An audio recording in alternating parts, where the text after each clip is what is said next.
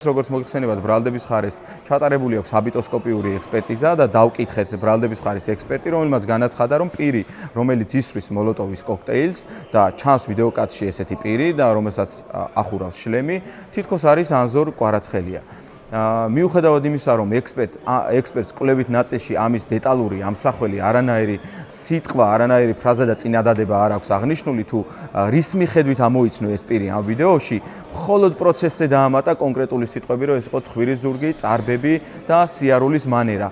ეს საუბარია ისეთ ვიდეოზე, სადაც საერთოდ გარჩევადობის ხარისხი არის ძალიან დაბალი და როგორც ლევან სამხარაულის სახელობის ექსპერტიზის ეროვნული ბიუროს ექსპერტმა უკვე დაცვის ხარის მტკიცებულებების კვლევის ფარგლებში დღევანდელმა ექსპერტმა მოწმემ ჰაბიტოსკოპმა დაადასტურა, რომ აღნიშნული ვიდეო ჩანაწერი არ იძლევა იმის საშუალებას, არ არის ვარგისიანი იმგვარი პასუხის მისაღებად, რომ საერთოდ განისაზღვროს ინდივიდუალური ნიშნები, ეს იქნება ცხვირის ზურგი, წარბები თუ ასე შემდეგ. დაცვის ხარეს ექსპერტიზის წარდგენილი ქონდა მხოლოდ ერთი ვიდეო ჩანაწერი.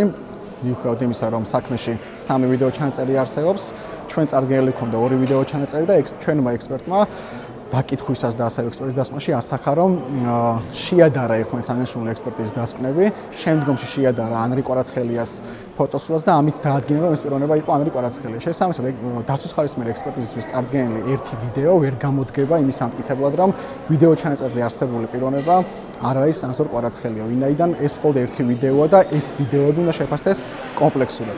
მან აღნიშნა, რომ ის ვიდეო, სადაც დანაშაულებრივი ქმედება ჩანს, იქ არის შეუძლებელი პირის იდენტიფიცირება. თქვენ ვახსენებთ 2 ვიდეოს, ერთ ვიდეოს დაცვის მხარე სადაოდ არ ხსნის.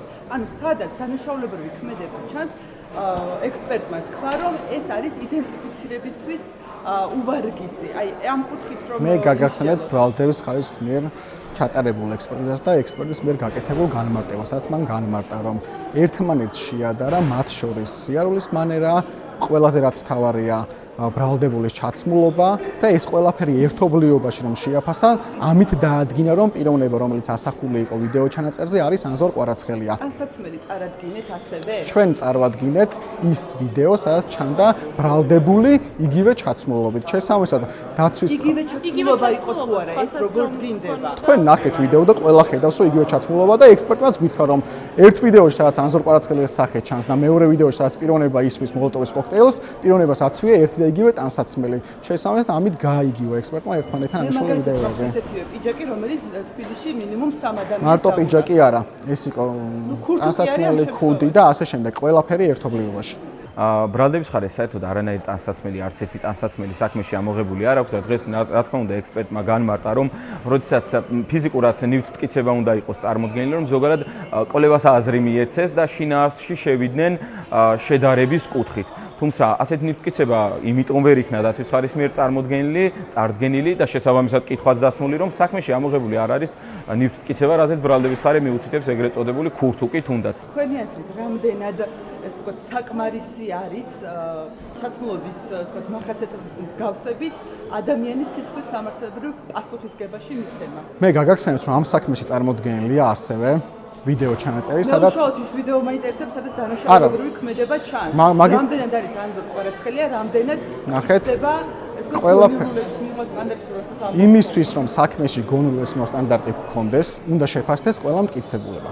არა მარტო ერთი ვიდეო ჩანაწერი, არა მარტო 2 ვიდეო ჩანაწერი, არამედ მესამე ვიდეო ჩანაწერი, სადაც ჩანს, რომ ანზორ კვარაცხელია წვავს იმ ქურთუკს, რომელიც აცვია იმ პიროვნებას, რომელიც ისვრის მოლოტოვის კოქტეილს. არა, იგივე ქურთუკს, ყველაფერი იგივე აქვს და აქ გასათვალისწინებელია ხმა, რომელიც ისმის ვიდეო ჩანაწერში და ამბობს, რომ ეს ქურთუკი არის მოსაშორებელი.